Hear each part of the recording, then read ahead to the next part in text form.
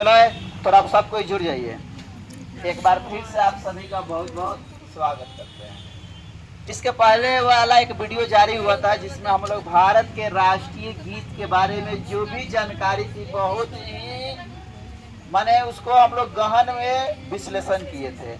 उसी कड़ी का आज वीडियो है और इसमें हम लोग पूरा राष्ट्रीय प्रतीक के रूप में जो भी चीजें है सबको देख लेंगे और इससे बहुत सारे प्रतियोगी परीक्षाओं में सवाल पूछे जाते हैं। तो चलिए हम समय को व्यर्थ नहीं करेंगे। बस एक रिक्वेस्ट है कि अगर चैनल पर आप नए हैं तो चैनल को क्या कीजिए, सब्सक्राइब कीजिए। चलिए हम लोग बढ़ते हैं। आज हम लोग बात करते हैं भारत का राज चिन्ह, भारत का राष्ट्रीय चिन्ह की अगर बात करें तो वह क्या है बाबू? अशोक स्तंभ। अब अशोक स्तंभ के बारे में आप याद रखेंगे कि भारत का जो राष्ट्रीय चिन्ह है या राज्य चिन्ह है वो हमारा क्या है? अशोक स्तंभ है। इसे कब अपनाया गया? सबसे पहला भी सवाल पूछा जाता है कि भारत के राज्य चिन्ह को यानी अशोक स्तंभ को कब अपनाया गया? तो याद रखेंगे वह तारीख है 26 जनवरी 1950, जिस दिन हमारा संविधान लागू हुआ। संविधान लागू होने के साथ ही भारत का एक अपना राष्ट्रीय चिन्ह हो गया जिसे हम अशोक स्तंभ के रूप में जानते हैं। आइए हम बात करते हैं यह जो अशोक स्तंभ है यह कहाँ से लिया गया है? तो सारनाथ में स्थित एक अशोक स्तंभ है। उसी अशोक स्तंभ से इसको लिया गया है जिसके अगर शीर्ष पर देखिएगा तो 4 सिंह है। अशोक स्तंभ के अगर आप शीर्ष पर देखिएगा तो 4 सिंह है यानी 4 शेर है, 4 दिशाओं में वह खड़ा है। ठीक, अगर उसके नीचे देखिएगा नीचे तो चित्रवलरी में एक हाथी है और हाथी के अगर आप दाईं ओर देखिएगा तो एक सांड का चित्र बना हुआ है और वही बाईं ओर देखिएगा तो एक घोड़ा का चित्र बना हुआ है। ठीक, और ठीक अगर उसके फलक के नीचे देखते हैं तो देवनागरी लिपि में, याद रखेंगे पूछा हुआ बीपीएससी, ठीक, किस लिपि में? तो देवनागरी लिपि में सत्यमेव जयते लिखा गया है जो हमारे भारत का राष्ट्रीय वाक्य है, सत्यमेव जयते। अब बात करें कि सत्यमेव जयते कहाँ से लिया गया है, सवाल ये भी पूछा जा सकता है और पूछा भी गया है कि सत्यमेव जयते कहाँ से लिया गया है। तो याद रखेंगे कहाँ से लिया गया है तो वह उपनिषद है जिसका नाम है मुंडकोपनिषद। क्या नाम है? मुंडकोपनिषद से सत्यमेव जयते लिया गया है। चलिए याद कर लेंगे इसे कब अपनाया गया तो बढ़िया से 26 जनवरी 1950 को अपनाया गया था, ठीक, अशोक स्तंभ को। चलिए अब इस कड़ी में लोग आगे बढ़ते हैं। अगला कड़ी हमारा है राष्ट्रगान। तो भारत का राष्ट्रगान क्या है सबको पता होगा, जन गण मन अधिनायक जय है भारत भाग्य विधाता, ठीक, पंजाब सिंध गुजरात मराठा। तो चलिए ये हमारा राष्ट्रगान है जन गण मन। तो ये बताइए जन गण मन को किसने लिखा है? आपको पता होगा एक बहुत ही महान लेखक कहिए, कवि कहिए, जिन्हें हम रविन्द्रनाथ टैगोर कहते हैं। बंगाली भाषा के एक बहुत बड़े साहित्यकार रविन्द्रनाथ टैगोर हुए जिन्होंने राष्ट्रगान यानी जन गण मन को लिखा था, जिसकी अगर भाषा की बात करें तो याद रखिएगा वह है बंगला। यानी राष्ट्रीय जन गण मन को किस भाषा में लिखा गया था? तो याद रखेंगे किस भाषा में? बांग्ला भाषा में लिखा गया था। सवाल अगर ये पूछ दिया जाए कि भारत के राष्ट्रीय जो गान है जन गण मन उसको कब अपनाया गया तो संविधान के लागू होने के 2 दिन पहले यानी 24 जनवरी, याद रखेंगे 24 जनवरी 1950 को राष्ट्रीय गान यानी जन गण मन को संविधान सभा द्वारा अंगीकृत किया गया था, जिसका मूल भाषा क्या है तो बांग्ला है। कौन भाषा है? बांग्ला, जिसे आप याद रखेंगे। अब सवाल अगर ये पूछ दिया जाए कि राष्ट्रगान को पहली बार कब गाया गया था तो याद रखेंगे वह तारीख है 27 दिसंबर 1911। 27 दिसंबर 1911 कलकत्ता के कांग्रेस का कलकत्ता अधिवेशन चल रहा था, ठीक, 1911 का कांग्रेस का कलकत्ता अधिवेशन में पहली बार राष्ट्रगान यानी जन गण मन को गाया गया था, ठीक। बाद में जब 1912 में क्या हुआ तत्वबोधिनी पत्रिका में, याद रखेंगे तत्वबोधिनी पत्रिका में पहली बार राष्ट्रगान प्रकाशित हुआ था, तब जाकर उसे 24 जनवरी 1950 को भारत का राष्ट्रगान के रूप में अपना लिया गया। अगर हम बात करते हैं कि राष्ट्रगान को गाने में समय कितना लगता है, तो 52 सेकेंड का समय निर्धारित किया गया। इस गान को गाने का समय क्या है, 52 सेकेंड। ये पूछा गया है कि राष्ट्रगान को गायन का निर्धारित समय कितना है, तो 52 सेकेंड है। कितना समय है, 52 सेकेंड है। आप इसे याद रखेंगे। ठीक, रविन्द्रनाथ टैगोर का एक और गीत है, अमार सोनार बंगला। अमार सोनार बंगला, अमार सोनार बंगला, जो कि बांग्लादेश का राष्ट्रीय गीत है। आप इसे याद रखेंगे, अमार सोनार बंगला। ठीक, उसके अलावा याद रखेंगे जो आप लोग जन गण मन को जो संगीतमय धुन में आप सुनते हैं, देखते हैं कि बहुत ही प्यारा सा एक संगीत बजता है इसके बैकग्राउंड में। उसको संगीतमय करने का आखिर श्रेय किसको जाता है? कौन व्यक्ति थे जो जन गण मन को संगीतमय धुन दिया था? तो अब याद रखेंगे वो INS के एक सिपाही थे जिनका नाम था राम सिंह ठाकुर। क्या नाम है? राम सिंह ठाकुर। राम सिंह ठाकुर वह व्यक्ति थे जिन्होंने राष्ट्रीय जनगण मन को संगीतमय धुन देने का काम किया था। याद रखेंगे। चलिए हम लोग आगे बढ़ते हैं। वह है हमारा राष्ट्रीय गीत। इसमें बहुत सारे लोग कंफ्यूज हो जाते हैं कि राष्ट्रीय गीत क्या है। देखो, गान अलग है और गीत अलग है। गीत की बात करें तो गीत कौन है हमारा? वंदे मातरम। दोनों में अंतर करते चलिएगा। गान कौन है? जनगण मन। और गीत क्या हो जाएगा?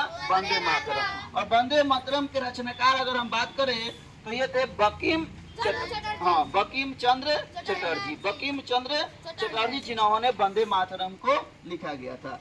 अपनाने की अगर बात करें तो दोनों को 24 जनवरी 1950 को संविधान सभा ने अपनाया। लेकिन याद रखेंगे एक बात, ठीक, आखिर जो हमारा राष्ट्रीय गीत है वंदे मातरम, ठीक, ये कहाँ से लिया गया? अगर ये सवाल पूछे तो आनंद मठ से।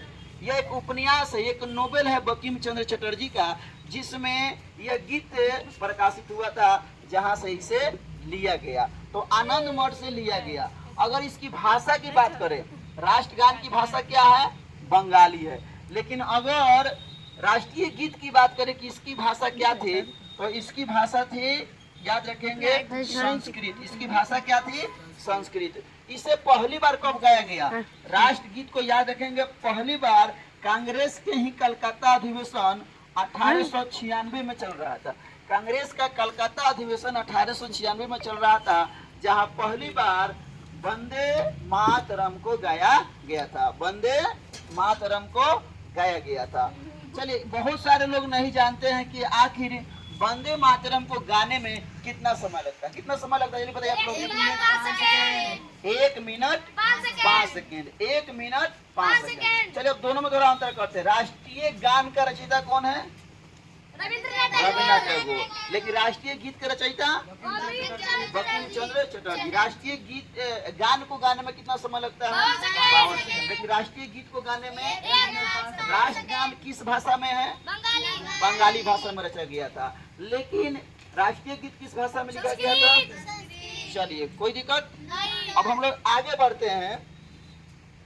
राष्ट्रीय झंडा गीत की अगर बात करते हैं, राष्ट्रगीत अलग हो गया, राष्ट्रगान अलग हो गया, और भारत का एक अपना राष्ट्रीय झंडा गीत भी है। जब हम लोग झंडा तोलन करते हैं, जब झंडा को लहराते हैं, तो उस समय इस गीत को गाया जाता है, जिस गीत का नाम है, याद रखेंगे, विजयी विश्व तिरंगा प्यारा, झंडा ऊंचा रहे हमारा। विजयी विश्व तिरंगा प्यारा, झंडा ऊंचा रहे हमारा। ये जो गीत है, यह भारत का अपना राष्ट्रीय झंडा गीत है, जिसके रचनाकार की अगर बात करें तो याद रखेंगे नाम श्याम लाल प्रसाद गुप्त। क्या नाम था? नहीं, श्याम लाल गुप्त पार्षद। क्या नाम था? श्याम लाल गुप्त पार्षद। श्याम लाल गुप्त पार्षद, जिन्होंने भारत का राष्ट्रीय झंडा गीत विजयी विश्व तिरंगा प्यारा, झंडा ऊंचा रहे हमारा को लिखने का काम किया गया था। अगर बात करते हैं कि इसे पहली बार कब गया था, तो कांग्रेस के ही एक अधिवेशन था, कानपुर अधिवेशन। कौन अधिवेशन? कानपुर अधिवेशन है, यानी 1925 के कांग्रेस के कानपुर अधिवेशन में पहली बार इसे गाया गया था। लेकिन 1938 के हरिपुरा अधिवेशन में, कांग्रेस के हरिपुरा अधिवेशन जो कि 1938 में किया गया था, उसी अधिवेशन में इस गीत को राष्ट्रीय झंडा गीत के रूप में घोषित किया गया। तो याद रखेंगे बढ़िया से, कांग्रेस के कौन हरिपुरा अधिवेशन 1938 में भारत का राष्ट्रीय झंडा गीत घोषित किया गया, जिसका नाम क्या है? विजयी विश्व तिरंगा प्यारा झंडा ऊंचा रहे। चलिए, अगर पहला वीडियो आप नहीं देखे होंगे तो सुन लीजिए ध्यान से। इसके पहले वाले हम वीडियो में बताए थे भारत के राष्ट्रीय ध्वज के बारे में। तो भारत का राष्ट्रीय ध्वज क्या है बाबू? तिरंगा। क्या है? तिरंगा। इसमें कितनी पट्टियां पाई जाती है? 3 पट्टियां। हम बताए थे कि सबसे ऊपर केसरिया, बीच में सफेद और नीचे हरा, और जो सफेद है उसके बीचों बीच में बताए थे कि 24 तिलियों वाली एक चक्र पाया जाता है, जो कि सारनाथ के अशोक स्तंभ से लिया गया है। अगर बात करें कि झंडा के लंबाई चौड़ाई का अनुपात हम बताए थे, क्या आपको पता है? 3:2। यानी झंडा की लंबाई चौड़ाई का अनुपात कितना होता है? तो याद रखेंगे 3:2। झंडा का जो हमारा केसरिया रंग है वह त्याग बलिदान का प्रतीक है, त्याग बलिदान का प्रतीक है। वही सफेद जो है वह सच्चाई का प्रतीक है, पवित्रता का प्रतीक है। अगर वही हरा की बात करते हैं तो वह समृद्धि का प्रतीक है, खुशहाली का प्रतीक है। हरा रंग है हरी हमारी। ठीक, चलिए, उसे कब अपनाया गया था? तो याद रखेंगे कब अपनाया गया था? 22 जुलाई 1947 को। राष्ट्रीय ध्वज को कब अपनाया गया था? 22 जुलाई 1947 को। याद रखेंगे 22 जुलाई 1947 को राष्ट्रीय ध्वज तिरंगा को भारत के राष्ट्रीय ध्वज के रूप में अपनाया गया था। कोई दिक्कत? चलिए, अब हम बात करते हैं राष्ट्रीय, अगर फल की बात करते हैं तो राष्ट्रीय फल कौन है? आम। चलिए बता दें, चलिए कौन है? अगर राष्ट्रीय फूल की अगर बात करते हैं तो कौन हो जाएगा? कमल। अगर भारत का राष्ट्रीय, अगर हम पंचांग की बात करते हैं कि पंचांग कौन है, तब क्या हो जाएगा? भारत का राष्ट्रीय पंचांग का नाम है शक संवत। क्या नाम है? शक संवत। इसको याद रखेंगे। कौन पंचांग है भारत का?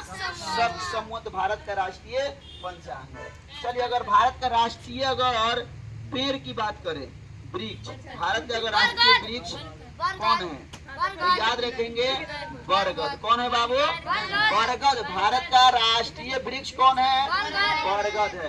अगर भारत के राष्ट्रीय जलीय जीव की बात करें तो बोलिए, भारत का राष्ट्रीय जलीय जीव कौन है? तो डॉल्फिन है। कौन है? डॉल्फिन है। भारत का राष्ट्रीय जलीय जीव कौन है?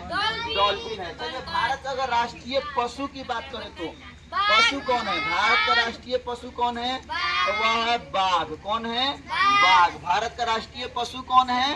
बाघ है। कौन है? बाघ। अगर भारत के राष्ट्रीय नदी अगर पूछ ले तो क्या होगा बाबू बताइए? भारत की राष्ट्रीय नदी तो क्या होगा? गंगा। भारत की राष्ट्रीय नदी क्या होगा? गंगा होगा। कौन आया है? गंगा होगा। एक बार में वीडियो को आप ईयरफोन लगा के सुन लीजिए, सारा चीज क्या हो जाएगा?